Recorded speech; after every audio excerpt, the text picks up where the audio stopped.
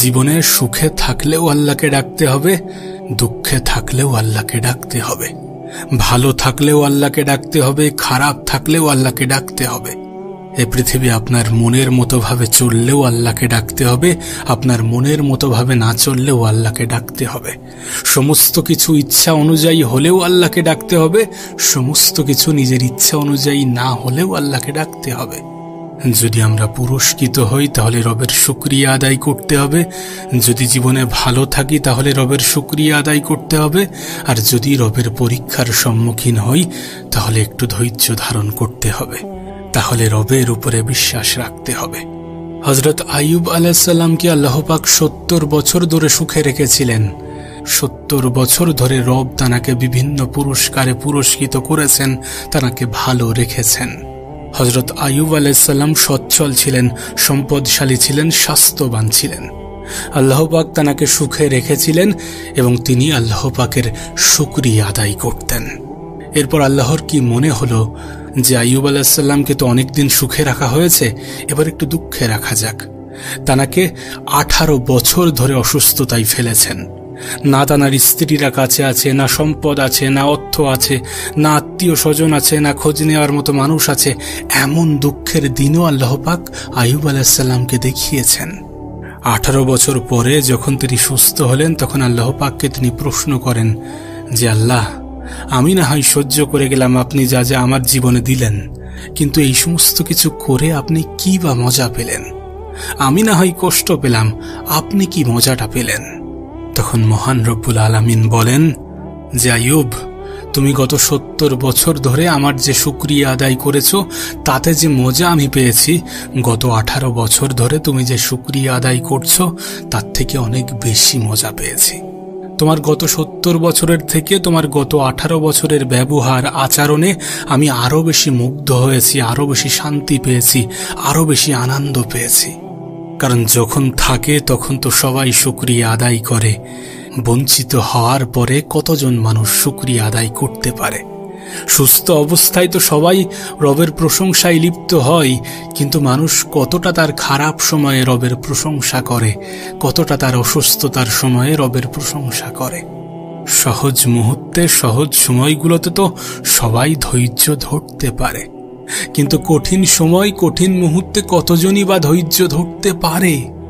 আসলে আমরা আমাদের ভালো সময়গুলোতে, সহজ সময়গুলোতে রবের শুকরিয়া আদায় করলে, রবের প্রশংসা করলে, রবের প্রতি খুশি হলে রব যতটা না খুশি হয় তার থেকে অনেক বেশি খুশি হয় যখন আমরা আমাদের খারাপ সময়, খারাপ মুহূর্ত, কঠিন মুহূর্তগুলোতে রবের শুকরিয়া আদায় করি, রবের ধন্যবাদ জ্ঞাপন করি, রবের প্রতি বিশ্বাস না হারিয়ে তানার উপরে আস্থা, আশা রাখি এবং তানার উপরে সমস্ত কিছু ছেড়ে দিয়ে আমরা আমাদের তরফ থেকে চেষ্টা চালাই। তিনি তো আমাদেরকে পরীক্ষা করেন, কখনো কখনো বিপদ দিয়ে, কখনো কখনো জানমালের ক্ষয়ক্ষতি দিয়ে, কখনো কখনো সম্পদের ক্ষয়ক্ষতি দিয়ে, এগুলো দিয়ে তিনি তো আমাদেরকে পরীক্ষা করেন।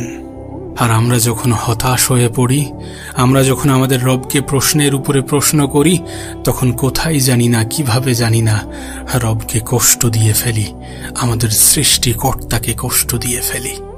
আসলে আমাদের বলা উচিত যে রব, হে আমার রব, আপনি আমাকে যতটা দিয়েছেন তার জন্য আপনাকে কোটি কোটি শুকরিয়া।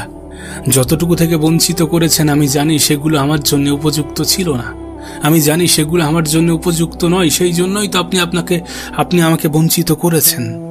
এগুলো বলা উচিত আমাদের রবকে, কারণ সত্যি তো তিনিই তো সর্বশ্রেষ্ঠ পরিকল্পনাকারী। আমাদের চাহিদা, আমাদের ইচ্ছা, আমাদের আকাঙ্ক্ষার সাথে রবের পরিকল্পনার মিল নাও থাকতে পারে, কিন্তু তার মানে এটা নয় যে তিনি উত্তম পরিকল্পনাকারী নন। নিঃসন্দেহে তিনি সর্বশ্রেষ্ঠ পরিকল্পনাকারী। হ্যাঁ, আমরা মানুষ, আমাদের দ্বারা ভুল হতে পারে, মানুষ মাত্রই ভুল করে, প্রত্যেকটা মানুষই জীবনে ভুল করে। সেই জন্যই তো রবের কাছে ক্ষমা চাওয়ারও প্রয়োজনীয়তা আছে, সেই জন্যই তো তওবা করার প্রয়োজনীয়তা আছে, সেই জন্যই তো নিজেকে ফিরিয়ে আনার প্রয়োজনীয়তা আছে। তবে আপনাকে একটা বাস্তবতা বলবো, আল্লাহকে ডাকার মধ্যে একটা অন্যরকম সুখ আছে, একটা অন্যরকম শান্তি আছে, একটা অন্যরকম মানসিক তৃপ্তি আছে। রবের কাছে নিজেকে সমর্পণ করার মধ্যে একটা অন্যরকম মানসিক তৃপ্তি আছে। আসলে আমাদের এটা ভুলে যাওয়া উচিত নয় যে আল্লাহকে নারাজ করলেও আমাদেরকে যেতে হবে, আল্লাহকে রাজি করলেও আমাদেরকে যেতে হবে। আল্লাহকে নারাজ করলে ক্ষতিটা আমাদের, আর আল্লাহকে রাজি করলে ফায়দাটা আমাদের। বিষয়টা তো এমন নয় যে কোনো নাফরমানের মৃত্যু হবে না। নাফরমানেরও মৃত্যু হয়, জুয়াখোরেরও মৃত্যু হয়, গাঁজাখোরেরও মৃত্যু হয়, বিড়িখোরেরও মৃত্যু হয়, সবার মৃত্যু হবে। আমরা কেউই এ পৃথিবীর চিরস্থায়ী সদস্য নই। আজ আছি, কাল থাকবো না। একটা সময় পরে এ পৃথিবী থেকে চলে যেতেই হবে। সুদ খেয়ে, ঘুষ নিয়ে, সুদ দিয়ে হয়তোবা এই পৃথিবীতে কিছুদিন ভালো থাকা যাবে, কিন্তু তার পরবর্তী জীবন যে আমাদের জন্য অনেক বেশি কষ্টদায়ক হয়ে যাবে। নিজের আজকের দিনটাকে একটু রঙিন করার জন্য নিজের আগামী দিনগুলোকে তো বিসর্জন দেওয়া গ্রহণযোগ্য নয়, সঠিক নয়, উচিত নয়। তুমি তো ভবিষ্যৎ নিয়ে চিন্তা করো, তুমি তো ভবিষ্যৎ নিয়ে টেনশন করো, মন খারাপ করো। কোন ভবিষ্যৎকে নিয়ে ভাবো আর কোন ভবিষ্যৎকে অ্যাভয়েড করো। পৃথিবীর সব থেকে চিরন্তন ভবিষ্যৎ হচ্ছে মৃত্যু, চিরন্তন সত্য হচ্ছে মৃত্যু। আর মৃত্যুর পরবর্তী একটা জীবন আছে, যার পূর্বে একটা হিসাবের দিন আসবে, যেদিন সমস্ত কিছুর কৈফিয়ত দিতে হবে। আমরা কেউই এই দুনিয়ায় চিরস্থায়ী থাকতে পারবো না, তাই এমনভাবে জীবন কাটানো উচিত নয় যে আমরা কখনোই মরব না। মরতে আমাদেরকে হবেই। এ পৃথিবীর প্রত্যেকটা প্রাণী মৃত্যুর স্বাদ গ্রহণ করবে, আর আমি আপনি তার ব্যতিক্রম নই। তাই বলবো, পৃথিবীতে থেকে অনেক বেশি সম্পদের লোভ করতে যেও না।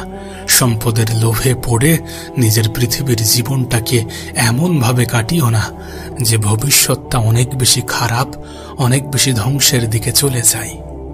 আবারও বলছি, ভালো থাকলেও আল্লাহকে ডাকতে হবে, খারাপ থাকলেও আল্লাহকে ডাকতে হবে, সুখে থাকলেও আল্লাহকে ডাকতে হবে, দুঃখে থাকলেও আল্লাহকে ডাকতে হবে, মন খারাপ হলেও আল্লাহকে ডাকতে হবে, মন ভালো থাকলেও আল্লাহকে ডাকতে হবে, কঠিন দিনেও আল্লাহকে ডাকতে হবে, সহজ সময়েও আল্লাহকে ডাকতে হবে।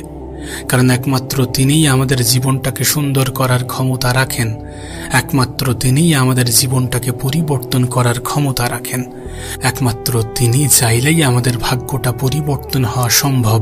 একমাত্র তিনি চাইলেই আমাদের জীবনটা অনেক বেশি সুন্দরভাবে অতিক্রম হওয়া সম্ভব।